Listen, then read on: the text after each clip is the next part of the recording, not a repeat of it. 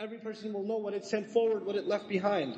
Profound statements about what they know. Here they are making a conscious effort to remember all the things they used to do. يَتَذَكُّرُ الْإِنسَانِ وَأَنَّ لَهُ الذِّكْرَى. And what is it that comes out of their mouth when they start remembering everything that they had done? Everything. They'll remember all of their deeds. So what are they going to say? يَا لَيْتَنِي يَقُولُ يَا لَيْتَنِي. He says, and يَقُول يَدُلُّ عَلَى الْإِسْتِغْرَاءِ. He says over and over again. What does he say? Ya laytani, oh what destruction has fallen upon me.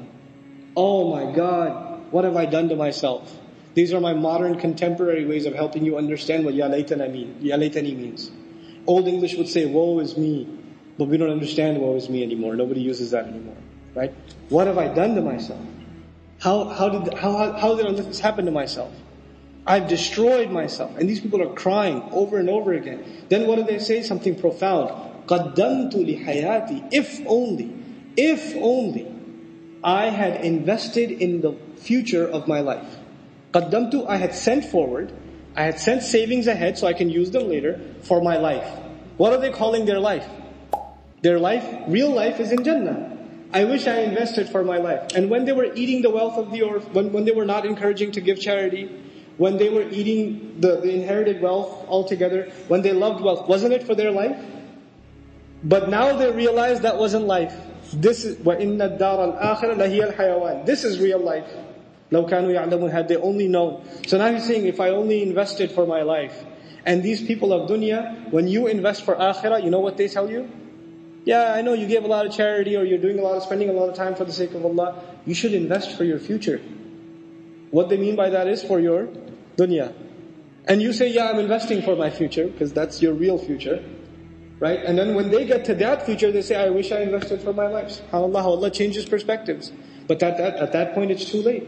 And you know, this is why in the previous surah even we learned, لَسْتَ عَلَيْهِمْ بِمُسَيْطِرٍ. You're not there to enforce anything on them.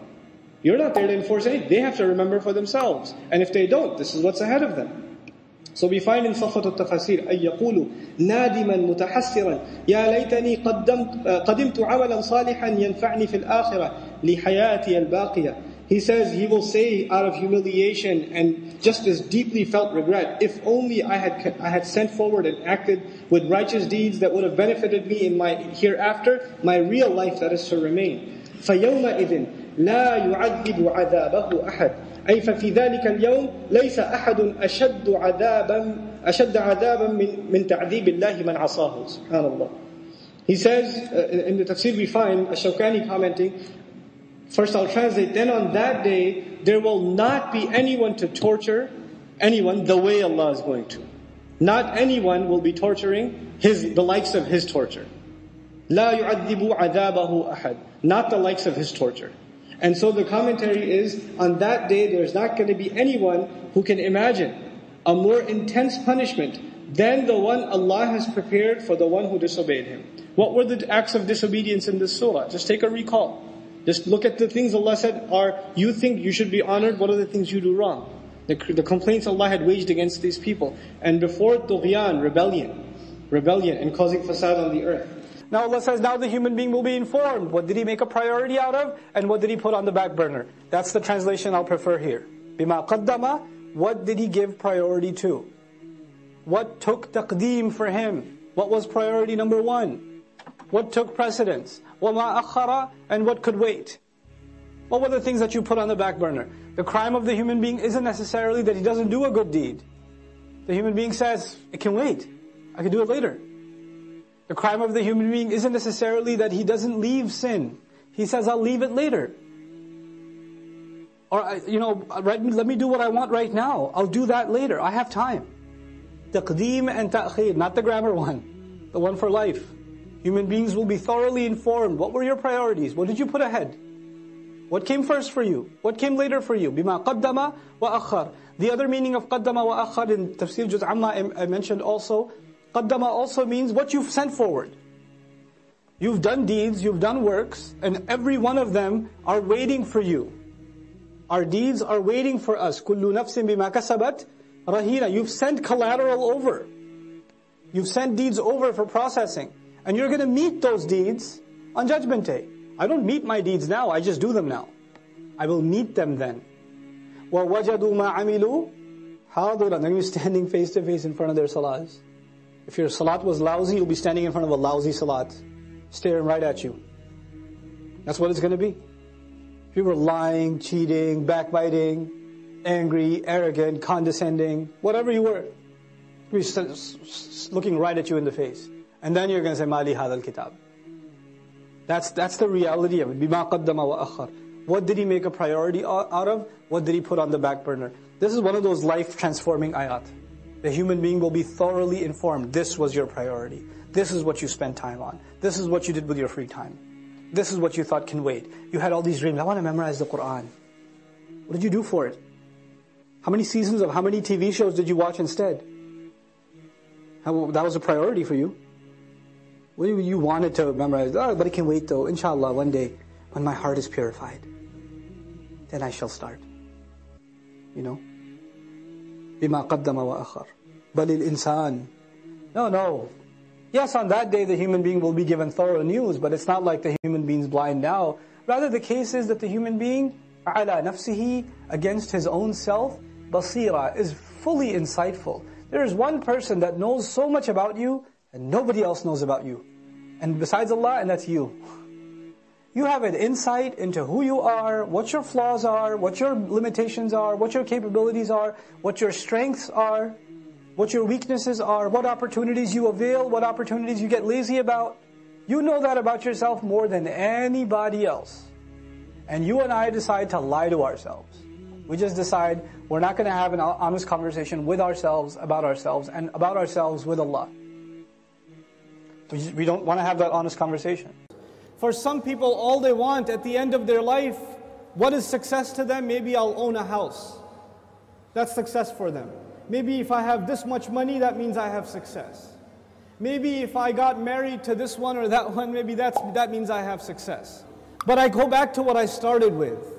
There are some people who are happy with doing just the minimum. Just the minimum.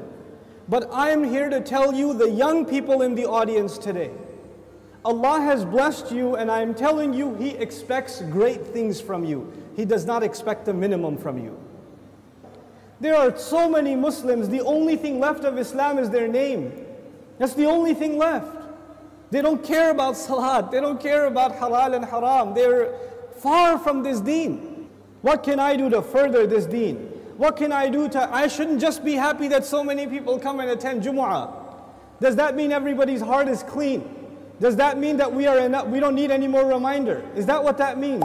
Or are there evils in our society? Are there youth that are turning towards drugs? Are there young people that are just living their life for no purpose? All they do is play video games and watch movies and go to sleep.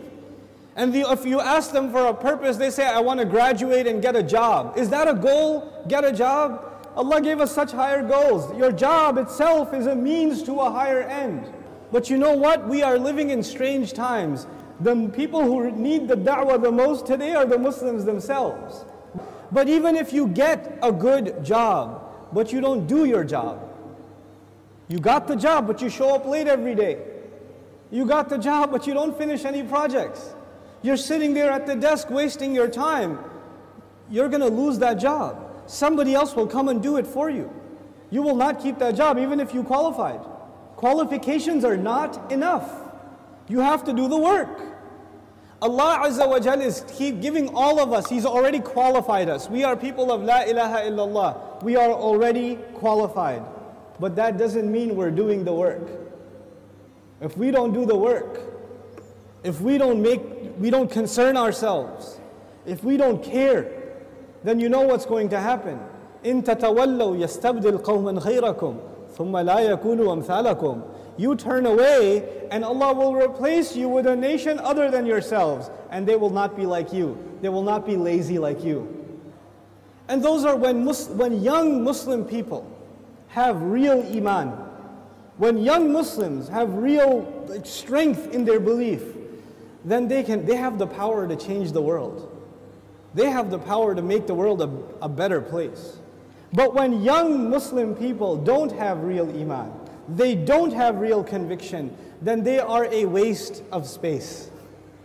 They are a waste of society, a waste of a generation. The only thing in their life, the most important thing in their life is when is the next movie coming out. The most important thing is when is the next iPhone coming out. The next most important thing is, man, I wish I had that car. That's it. Your life doesn't go any further than that. My teacher used to say that Islam is similar to climbing a mountain. You know, when you're climbing a mountain, you throw a hook and you climb. If you throw a hook not very high, then you will only reach that much. You can't reach any further. If your goal is money, if your goal is a six-pack, if your goal is a car, if your goal is a promotion, if your goal is entertainment, if your goal is girls, whatever your goal is, then you're only going to get that, you won't get anything else. But if your goal is something higher, to serve something more than yourself, you don't live a selfish life, you want to live for the sake of Allah and for the benefit of others, that's how you want to live, then you will benefit yourself definitely, but you will be honored in the eyes of Allah because you set your goal much higher. Our deen in this beautiful ayah, Allah Azza wa Jal describes it, قُلْ هَذِهِ سَبِيلِي. This is my path. As-sabil is a path. And you know what? Allah did not say in this ayah, قُلْ هَذَا دِينِي. This is my deen. Tell them this is my religion. This is my Islam. This is my truth. This is my book. He didn't describe it with any other language except this is my path. And all of you know a path is like a journey. So Islam itself is being described as a journey in this ayah. What does that mean? That means in any journey you have to make progress, right? So even if you take one step, you are more closer to your destination than the day before or the step before. Every single moment you are making progress in a journey. And in this ayah, Allah's Messenger says, sallallahu alayhi wasallam, this religion of mine and this religion of yours and ours, Islam, is a journey, which means I am supposed to do something more for this deen than I did yesterday.